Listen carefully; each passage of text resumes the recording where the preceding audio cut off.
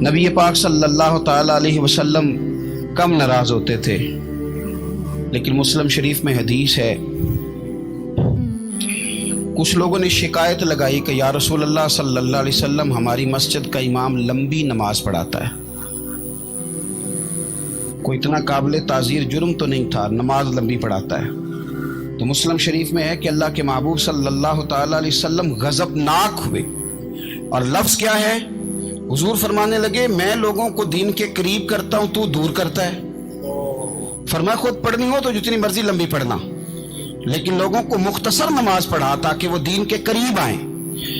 حضور مفتی اعظم عالم اسلام شہزادہ اعلیٰ حضرت شیخ مصطفیٰ رضا خان صاحب رحمۃ اللہ علیہ، ہمارے دادا مرشد، آپ کے خلاف کچھ لوگوں نے کتاب لکھی اور بریلی شریف کے عرس میں وہ کتاب بانٹی گئی۔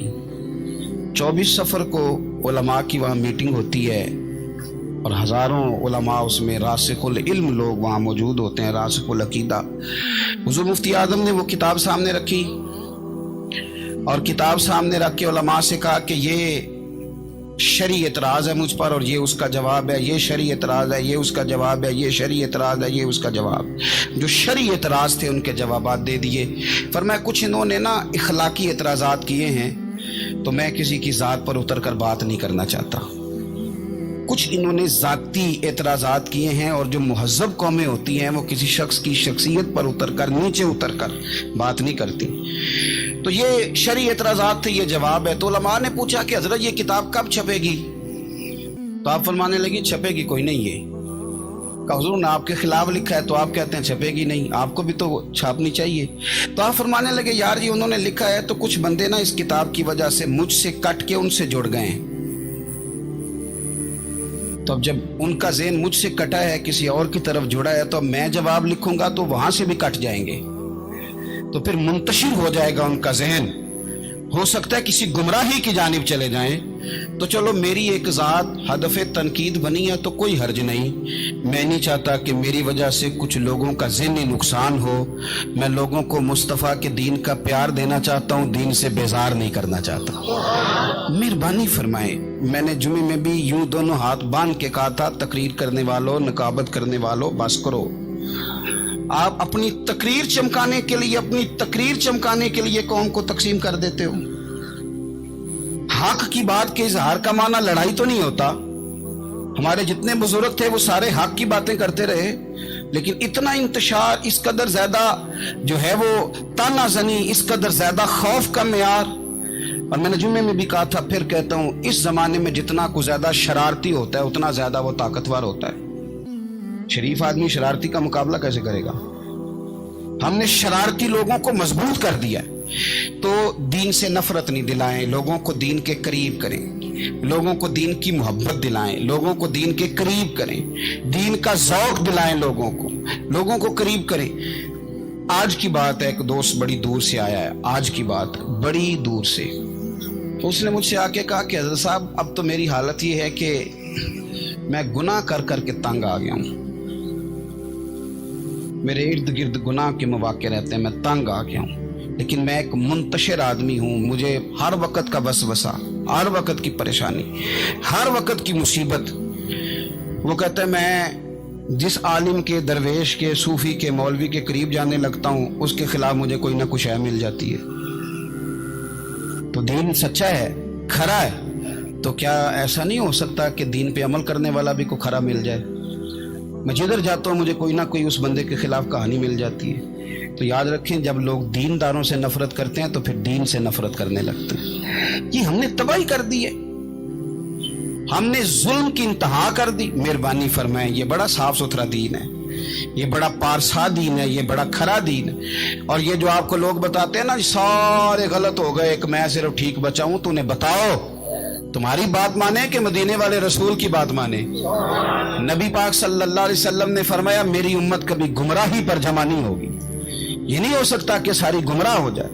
تو اس لیے انتشار کا مزاج چھوڑیں اور لوگوں کو میٹھا، ٹھنڈا، پیارا، خوبصورت دین لوگوں تک پہنچائیں، میٹھی بات کریں اور اچھے طریقے سے لوگوں تک پیغام حق پہنچائیں۔ لوگ کہتے ہیں جی میں بات سچی کرتا ہوں اس لیے تلخ رہتا ہوں، नबी पाक से ज्यादा सच्ची बात तो कोई भी नहीं करता था। हुजूर बात भी सच्ची करते थे और लहजा भी शहद से ज्यादा मीठा होता था। तो ये कौन सी कहानी सुना रहे हो? नहीं कि मैं कड़वा इसलिए हूं कि मैं सच बोलता हूं। सच कड़वा नहीं होता, सच तो शानदार होता है, सच तो सोना होता है, सच का तो चेहरा निखरा हुआ होता है। सच का कड़वा होता है? कड़वा कुसैला तो तू है, इसलिए तूने सारी तबाही उतार दी। तीसरी बात, आज की इस गुफ्तगू में तीसरा पैगाम इमाम अली मकाम की शहादत के लिहाज से ये सुने कि जरूरी नहीं कि जो बात आप कर रहे हों सारे लोग उससे एग्री भी करें, ये भी जरूरी तो सबको मनवाने का मिजाज भी छोड़ दें। ये भी इमाम हुसैन का पैगाम है। उस वक्त तो ढेर सारे लोग यजीद की तरफ चले गए थे और इमाम अली मकाम मैदान में निकले और मामूली आदमी नहीं, नवास रसूल, जिगरगोश है बतूल। ये जो करबला की रेत पे खून बहा है, ये आपको पता है खून किसका है? ये रसूल करीम का खून है, ये नबी करीम का खून बहा है। अल्लाह करे आपको समझ आए। नबी पाक का खून बह गया, लेकिन 4.5 साल हुकूमत फिर भी यजीद कर गया। आपको किस बात की जल्दी है कि सारे लोग मान जाएं और सारे हमारे पीछे लग जाएं और सारे जो मैं कह रहा हूं उसके पीछे लग जाएं? ये आपको जल्दी क्यों है? मुझे जल्दी क्यों है? भाई वो 4.5 साल फिर भी निकाल गया। हजरत यूसुफ अलैहिस्सलाम पर जनाब जुलैखा ने इल्जाम लगाया था। हजरत यूसुफ सच्चे थे, पर पूरे मिस्र में उसने बात भी फैला दी।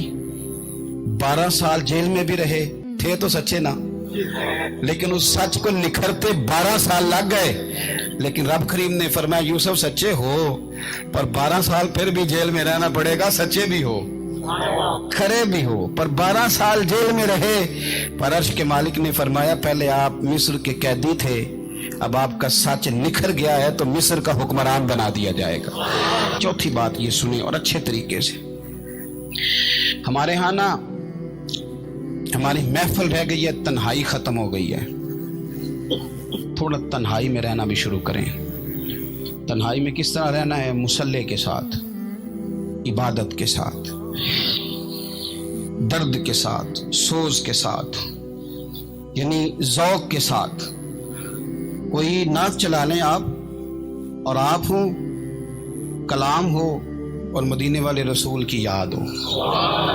बेआबाद ना रखें, अपने दिल को आबाद रखें। ये थोड़ी बहुत मिल के इबादत है तो कर लें, वरना अकेले भी हम प्लानिंग ही करते रहते हैं, दोस्तों में भी साजिश ही करते रहते हैं। दफा करें, सियासतें होती रहती हैं, ये कब जान छोड़ती हैं। लेकिन कुछ ना कुछ वक्त मुसल्ले को ज़रूर दें। 9-10 मुहर्रम की दरमियानी रात अमर बिन साद इमाम अली मकाम के खैमे में आया और आके कहने लगा हुसैन बातें दो ही हैं, अब यजीद और उबैदुल्लाह इब्न ज़ियाद और दीगर कोई और बात सुनने को तैयार नहीं होते। दो ही बातें हैं, या आपको बैत करनी है या जंग करनी है। तो इमाम अली मकाम फरमाने लगे कि मुझे 1 रात की मोहलत दे दो, 1 रात की मोहलत, सवेरे बताऊंगा क्या करना है। 9-10 की दरमियानी रात अमर बिन साद ने कहा ठीक है, मैं सवेरे आ जाऊंगा। तो अमर बिन साद खैमे से बाहर निकला तो हजरत अब्बास बिन अली, हजरत अब्बास रदी अल्लाह ताला अन्हु हाजिर बारगाह हुए। तो इमाम अली मकाम से अर्ज करने लगे भाईजान, मुझे पता है सवेरे आपने क्या फैसला करना है और आपको भी पता है सवेरे क्या फैसला करना है। तो ये बदबातन किस्म के लोग हैं, ये सोचेंगे पता नहीं हुसैन कमजोर पड़ गया। अभी बताना था कि हमने बैत नहीं करनी, आपने रात मोहलत क्यों मांगी? ये पता नहीं रात क्या क्या बदगुमानियां सोचेंगे। फैसला तो सवेरे भी वही होना है और अब भी वही होना है कि हम यजीद की बैत करने को तैयार नहीं है। तो आप ये भी बात कर देते। तो इमाम हुसैन फरमाने लगे अब्बास तेरा क्या ख्याल है? मैंने सोचने के लिए टाइम लिया है। तेरा क्या ख्याल है कि मैंने कोई नए राह तलाश करनी है? कोई मुझे और किसी फौज के पहुंच जाने की उम्मीद है? कहा नहीं, मुझे कुछ भी नहीं करना, ना कुछ सोचना है। फैसला भी वही है जिसका तुझे पता है। लेकिन भाई ये आखिरी रात बची है, कल हुसैन दुनिया से जाएगा। आखिरी रात बची है, दिल करता है कि आज की रात ना मैं रज रज के अपने रब को सजदे करूं, मैं जी भर के उसकी इबादत करूं, ये पेशानी उसके हुजूर नाज झुके। और यार हुसैन इब्ने अली तो एक रात बकायदा बचाएं کہ میں نے اللہ کے حضور حاضری دینی ہے اور تو ساری راتیں ضائع کر دیتا ہے. تو تنہائی میں کچھ نہ کچھ عبادت کریں. میں اللہ کے حضور دعا کرتا